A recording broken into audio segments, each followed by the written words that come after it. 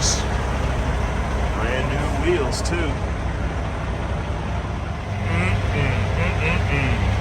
Fresh rubber. Morning, YouTube. Hope it's going well for you. It's been a while since I've done any kind of a truck maintenance video, and I figured I ought to tell the story of why I converted my truck from super single to standard single tires.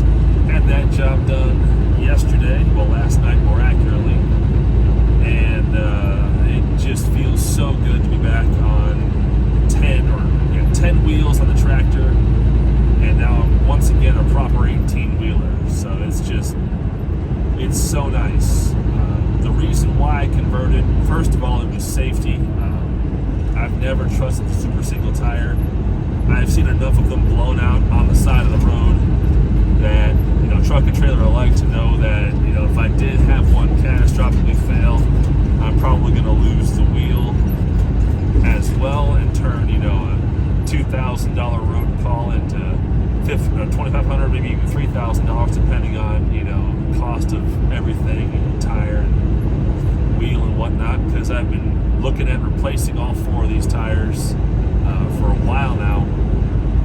And, the average cost per tire was going to be about $1,500. So 15 times 4, not fun. $6,000 for 4 tires. That's the average, cost out the door. Whereas for, a lot less, I converted to standard single and got 8 very serviceable drive tires put on.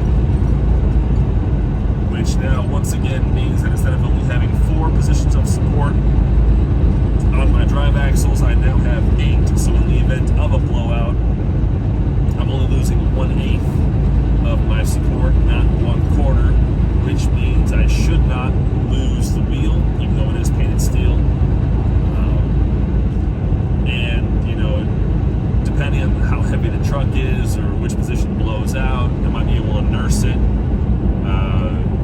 to a nearby truck stop, or at least be able to more safely, get to a good stopping point, as it were.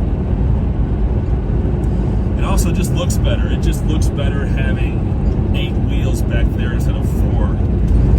Because super single tires just look weird, and they will never not look weird to me. To me, a proper semi-truck has 8 drive tires. I know a lot of companies run super singles because of, maybe some kind of cost-benefit analysis that some bean counter ran up for them, or,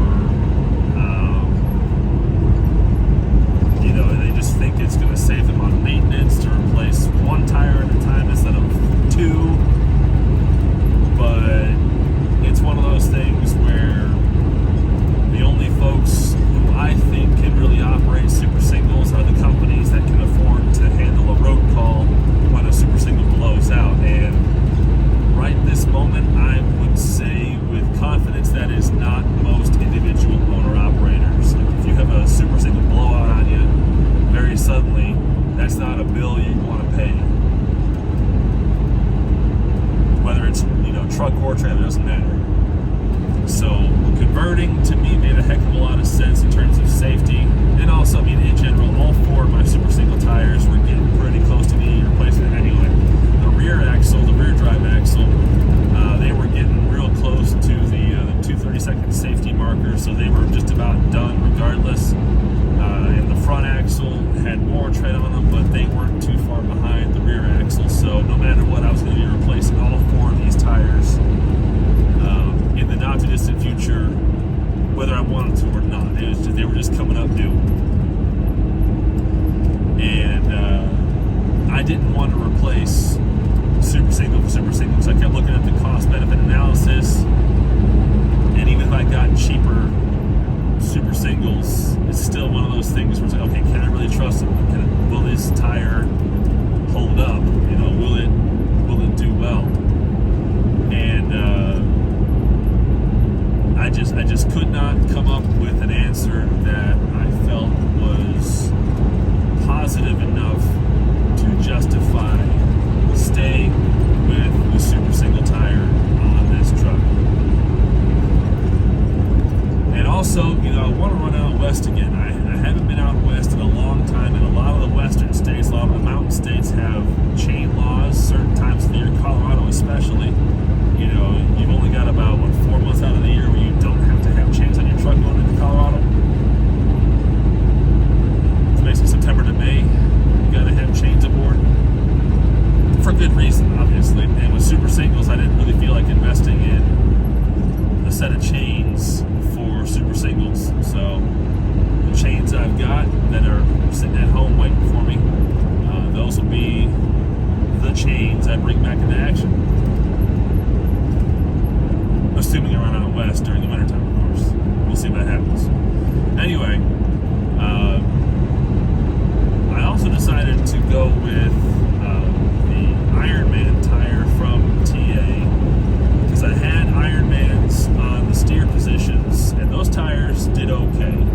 I did have to replace them because one ended up with some inner sidewall damage, and then the other one, something weird happened to it, so I had to replace that one too. But I got about a year and change out of each of those Ironman steer tires. So, it's one of those things where it's like, for the price, I figure if I get a year out of these Ironman drive tires, I'll be okay with that. I mean, steer tires have a unique set of stresses on them, so it's not surprising to me that a cheaper steer tire failed early or developed some kind of damage early. But drive tires, since they just basically go in a straight line and just carry a lot of weight, in theory, they should be okay. Again, I'm looking to get a year out of them, and maybe the next set of tires I'll do, Hankook or whatever. But for now, running the Ironmans, see how they go. And it just feels good to have 8 positions of support